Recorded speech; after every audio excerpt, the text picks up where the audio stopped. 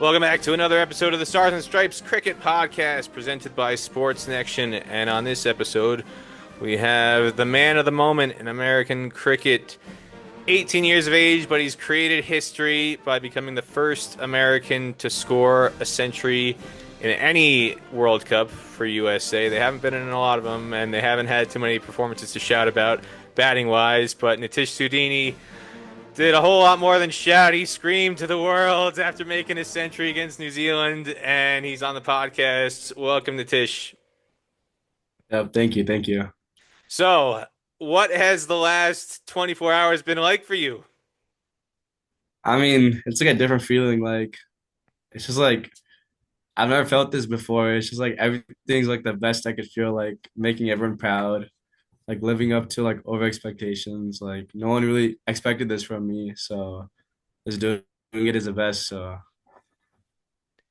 Well, not only did they not expect it from you, I don't think they expected it from anybody in the U.S. team, whether yeah, it's under 19s, women's, men's. It's never happened before. It's not something that people expect a American player to do in the few yeah. opportunities that USA has had in a World Cup, but you did it.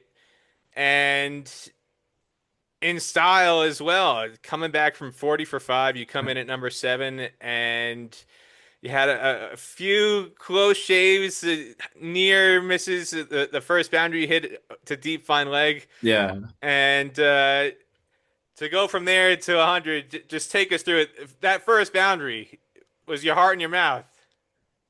Yeah, honestly, like I had in my mind that I wasn't gonna like pull or cut anything, but then it just like instinctively came, and I saw that ball. I was like, oh man! But then it went for a boundary, and I was like, okay, like I just have to like lock in and make sure like I settle myself in first and keep like knocking the ball around and just batting throughout the whole inning. So I executed my plan pretty well, and it benefited me. So yeah, Well, more than pretty well. If you yeah. got to 100. So, at what point did you start to calm down and feel like the challenge wasn't as insurmountable as it was when you first entered at 40 for 5?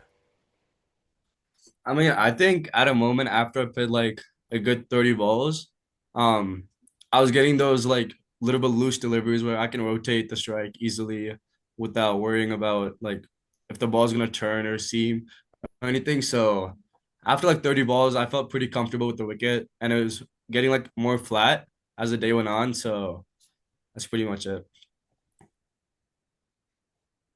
Batting with Adit Kappa for a good chunk of that innings, he had the century partnership with him, and you also batted with Shiv Shani, two left-handers.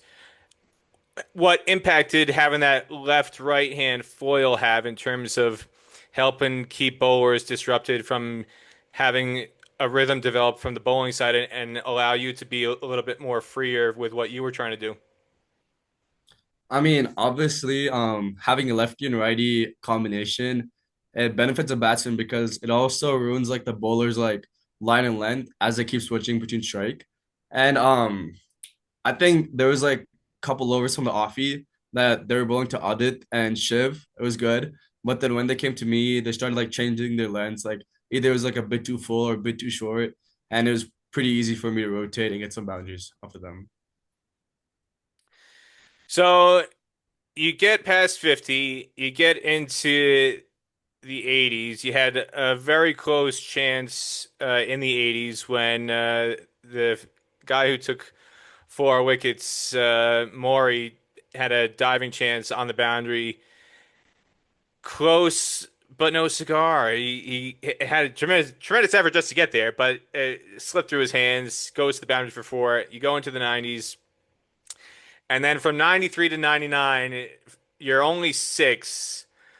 Was that just instinctive, seeing the ball in the slot and just deciding to wind up and fire it over the long on boundary, or was that premeditated?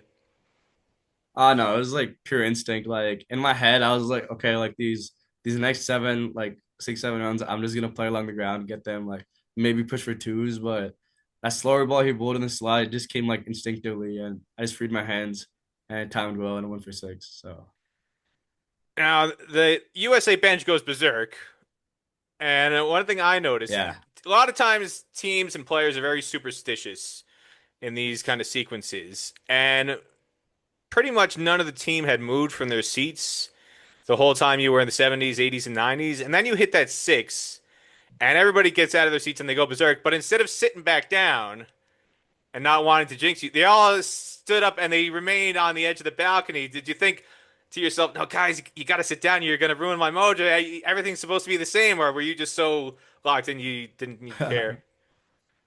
Nah, I was just locked in the game. Like I was just focusing on that one ball to get like the one run. So I didn't really look at them until I finished playing the ball and got the 100. So yeah. And then just take us through that moment. You get the single. What's going through your mind? And that was a moment. That was a crazy moment after I hit that one run and got to 100. I was like it just felt like unreal. Like taking my helmet off, lifting my bat and my helmet. It was like an emotion like I've never felt. It was just like something I look forward to in the future again. So Now, how much has your phone blown up since you got off the field? blown up a lot. I mean, I got a lot of texts from my family, my friends, like my coaches, like the cricket community, like with all their best wishes, and like it made me really proud to see that. So I mean, yeah, it blew up a lot. So Is there any one message, whether it was an Instagram DM or a WhatsApp message or anything else, that you were not expecting from somebody that caught you off guard and meant a lot to you? uh I mean, not really. Mostly everyone that I knew that I've talked to wished me, but no one in particular that I was not expecting from. So yeah. Now, your parents are there. Yeah. There's a lot of parents on tour, as is typically the case when USA does get to an opportunity like this. To have your parents make the trip and to have them be able to witness it in person rather than watching at home, what did that mean to you? I mean, after I hit the 100, like the first second, I just looked at my parents like they were really happy. I saw some like sheds of like happiness, and I got a little emotional then as well. And it was just like a really proud feeling to make my parents feel like super happy. So that's all I could have asked for.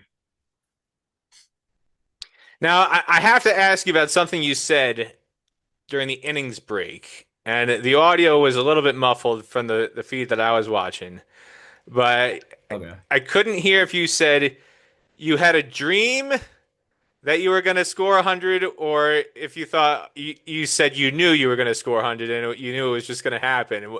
What is it that you said when you were being asked about Huh. the moment? I said like I had a feeling that out of the 100 today, I'm like something was struck in my body that like today is gonna be a good day. Not particularly 100, but it was gonna be a good day in the field today. So I assumed it was 100 and went with the flow. So yeah. So where does this confidence come from? I think even in the past two games against India and the practice match against Pakistan, like I was doing pretty decent. I was getting like decent amount of runs, and I felt like I was a bit comfortable in this like World Cup stage batting. And I think like New Zealand like definitely like a bit weaker opposition of bowling. Um, I was a bit more confident to play them. So yeah. Now, you say this. Now, I was there in Georgia at the qualifier in August, and you only scored 53 runs. Your best was Yeah. 27 against Bermuda. 20, it was a quick fire 27 in a short chase. I think it was 27 off 10 balls or 27 off 11 balls, something like that. Two fours, two sixes, one monstrous six. I think you hit the biggest six of the tournament from memory in one Yeah. of those sixes against Bermuda. But weighed up against Amrinder Singh Gill, who scored a century, was the top run scorer. Sahar Shwethan, who scored a lot of runs. Some other guys who were much more obvious on the stat sheet. Coming into this thing off of the America's qualifier, 53 runs, and then you score a century against New Zealand. What happened between August and now in terms of your preparation that freed you up scoring wise and gave you this confidence where you, like you said, you had a bit more momentum coming off the India game, and then thinking about the bowlers you faced against India and New Zealand, still a very solid attack, but not quite as intimidating perhaps as India, and all the things that have built up to this moment since August. I mean, in my opinion, it's all about hard work. And ever since like qualifiers up into this World Cup, I think I put in like a good amount of hard work to where it'll benefit me during the World Cup. So all I could say, I guess, is like hard work pays off. So yeah. What was the number one thing you learned from playing in the qualifier in terms of something that you felt you needed to specifically work on in your game to help bridge the gap in order to be better prepared when you did get to the World Cup in Zimbabwe? I think definitely like pressure is a big aspect in terms of playing cricket, especially like you can be put in any scenario of the game. But I've learned that like one way to deal with pressure is focusing on that goal and plan that you have set before you go into bat or bowl, and just focusing on on that goal rather than like taking in the pressure from a situation.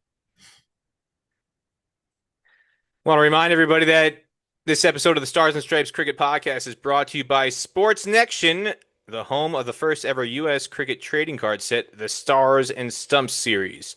Head to sportsnection.com to get your hands on limited edition items, including autographed cricket trading cards from up and coming USA men's stars such as Sai Mukamala, Sanjay Krishnamurti, and Shubham Ranjane. Sportsnection is not only American owned, but their cards are printed in the US of A. Once again, that's Sportsnection, uniting athletes and fans through trading cards. You are from Georgia. You grew up in Georgia. Tell us a little bit Yeah. more about how you came out of Georgia to make it to where you are today. So I started playing cricket, learning like based off my dad. My dad used to play like a lot of tennis ball cricket in Georgia, and I like really used to be fond of like the intensity and like crowd that there used to be for those tennis ball games, and it really fascinated me. So like I just wanted to like pursue that sport when I got older, and I've just been playing as a kid. So and in Georgia, I believe I mean, there's like a lot of alternatives to practice. Like when you play cricket, like for example, you can be batting spin on grass or like just batting on like wet wickets, like cement wickets. I mean, it prepares you for like the worst cases and also benefits you. Like, say for example, like for the World Cup, these wickets are pretty good. They're honestly like AstroTurf. So, I mean, I didn't really face that much of a significant difference from playing like practicing back home in Georgia in like indoor facilities on AstroTurf or like anywhere else. So, Was cricket your first love, or did you get into some other sport before shifting to cricket? I used to play soccer actually like for a good 3, 4 years when I was younger, but then I slowly like drifted away from soccer and then started playing cricket. And that was mainly due to your dad, or was there some other influence that made you want to start playing? It's mostly my dad. Until I was like 9 or 10, I used to play soccer, but then I used to like playing cricket then. Like I used to be playing with my neighbors all the time. So Now, outside of New York City, which started the first high school cricket competition in 2008, Atlanta, or suburban Atlanta, is the only other city currently that has a somewhat organized high school competition for cricket. Did you go to a high school that had cricket as a high school sport? yeah, I actually played for my high school. Like we had like a cricket league with other high schools and I played like a couple games with them, so it's pretty fun. And this is Lambert High School. Yeah, Lambert High School. And what was that like in terms of just from a simple standpoint of even the most basic things of having a high school sport that's treated in a similar way to soccer or baseball, basketball, tennis, anything, football? I mean, the fact that you're representing your high school, did you have do they have varsity jackets? Did you have a varsity jacket with a cricket jacket for Lambert High School cricket, or how intense was the cricket in Georgia? I mean, it was not like a varsity sport, but definitely was like a notch below.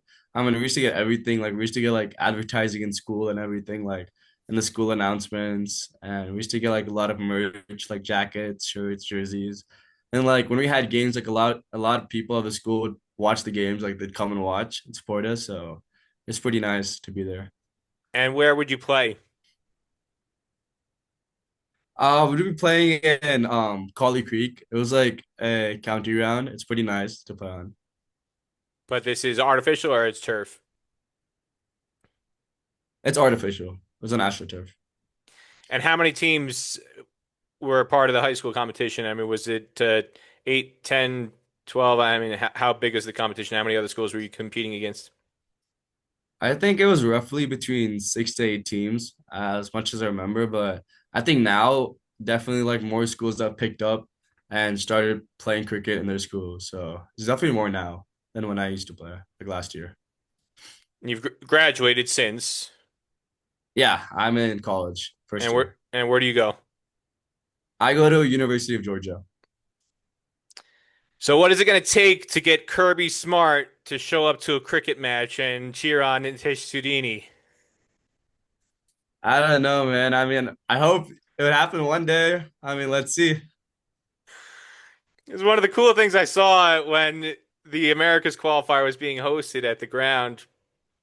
Was the ground staff had Georgia Bulldog golf carts that they were racing around all between the multiple grounds and bringing the tarps on when it was raining and taking care of all sorts of other stuff. I know the family that has the grounds; they are proud Georgia graduates, and I'm sure they're very excited that you are also attending the University of Georgia.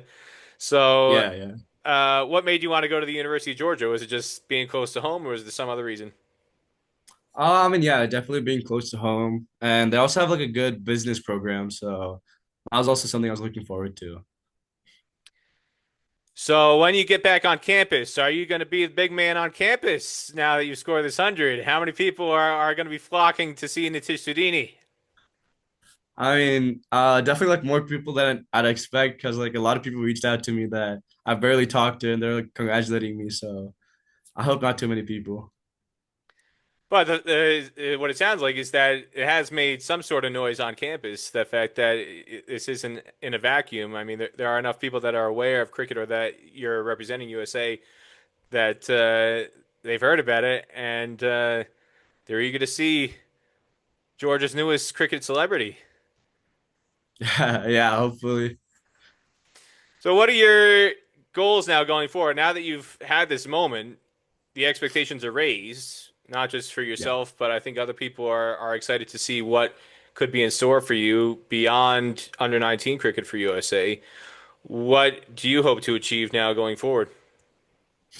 I mean, definitely like Major League and making the men's team is like two more goals that I have. And definitely pursuing and doing well in those stages is something that I look forward to. When you see somebody like Utkarsh Shrivastava, your captain, get a chance in the senior team, and you look at some of the other youngsters that have started to emerge in the last year to 18 months, whether it's Rishul Garkar, who was completely off the radar up until this year's Major League Cricket, and now he's playing for the men's national team. You look at Sai Mukamala, Sanjay Krishnamurti, in particular, those two as a pair of players who have developed the majority of their cricket in America to show that it is possible to play your cricket in the United States without needing to go overseas and develop your cricket there before getting a chance to represent USA. In what ways have any of those players been role models or inspirations for you to see what is possible in terms of your own journey? I mean, definitely like I've heard from them about them that like it doesn't come easy. There's like a lot of sacrifices and hard work that you'll have to put in. So I'm not expecting it to come easy as well. So I'm just looking to work really hard and reach those goals. Have you gotten any messages of support from any of the men's players after scoring your 100 or any other people involved in the American cricket setup? I mean, yeah, some of them really congratulated me. That was like a good knock, and it was like a really like knock with lots of like persistence and patience, and yeah, so some of them did. What else has been special about this tour of Zimbabwe so far for you? Uh, I mean, definitely the place is nice. The scenery is pretty good, and like having my parents with me here is probably like the one of the best things I could have asked for, like them witnessing all this. So. What else do you hope to achieve now over the remainder of this Under 19 World Cup? You've got the last group match against Bangladesh coming up, and then potentially one, if not more, matches, depending on how that result goes. Definitely looking forward to the Bangladesh match and hoping to get a big one there as well and taking the team to the next stage. So that's what I'm looking forward to. What's the number one thing people should know about Nitish Sudini that they don't already know about you? Uh,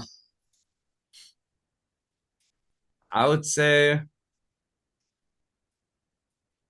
that a lot of like hard work and sacrifice were put in, like even though it might not seem like that from the outside, but like to the inside, like a lot of stuff was being put in and it all worked hard. So it was just like letting people know and hopefully inspiring the younger people that like cricket is like people it's not like people used to think it's not as like great it was in America, but if you work hard, anything can happen. You can get a big one in the World Cup. Hopefully you can do really well, maybe become the MVP. So yeah. Favorite 11 time with Nitish Sudini. And I want to remind everybody that this episode of the Stars and Stripes Cricket Podcast is brought to you by Sportsnection. Visit sportsnection.com for all the latest in cricket trading cards, including the Stars and Stumps series. All right, Nitish, favorite roommate on any cricket tour?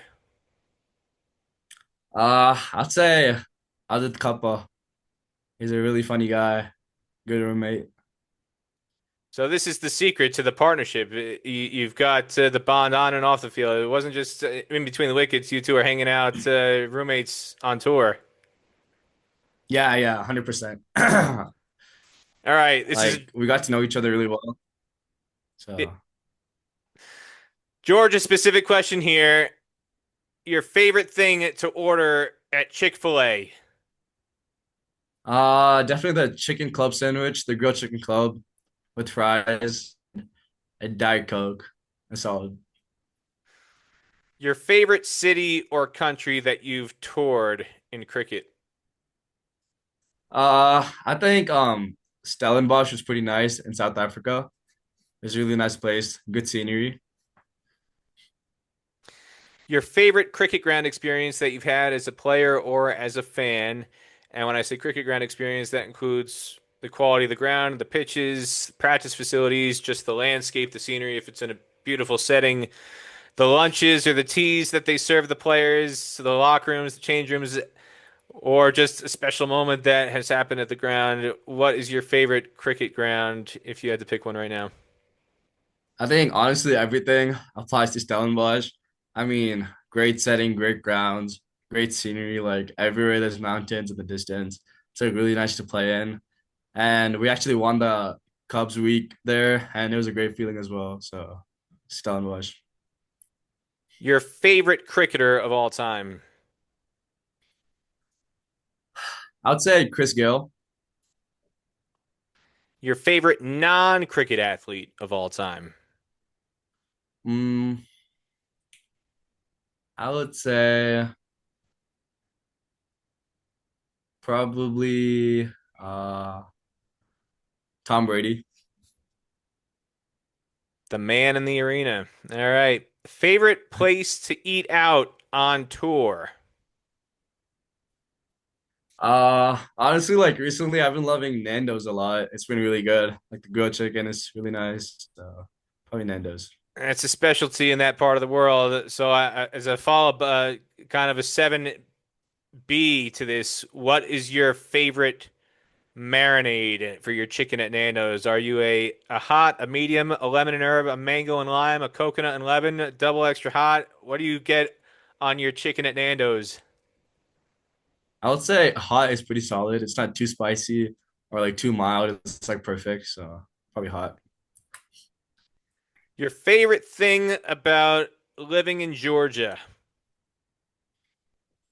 I mean, honestly, I have all my family there. Like a lot of my cousins live there, so I always have like people to visit. I never feel lonely, so it's pretty nice there. Your favorite pizza topping? I'd say mushroom. Mushroom is pretty solid. I like mushroom. Your favorite movie of all time? Hmm. I really like horror movies, so I'd say The Conjuring. Like all the Conjuring movies are really good. Last one, your favorite show to binge watch, whether it's Netflix, Paramount Plus, Amazon Prime, Apple Plus. What's your go-to if you've got a lot of time on your hands? I don't really watch shows like that, but I should watch Stranger Things like long back. I'm probably gonna get back into it because like the new season released, so probably Stranger Things. All right, that's your favorite 11 from Nitish Sudini, the man of the moment in American cricket. Any final thoughts, words of wisdom, Nitish, that you want to share with the masses about your journey in cricket to this point? I just want to say hard work pays off. Like never feel like you're always down, right? Keep working hard, keep your head high, and keep looking forward. There you have it from the pride of the Peach State, Nitish Sudini. Nitish, congratulations on your success in Zimbabwe and creating history for American cricket, and I wish you more continued success, not just throughout the rest of this tour, but wherever you go beyond this Under 19 World Cup. Thank you so much.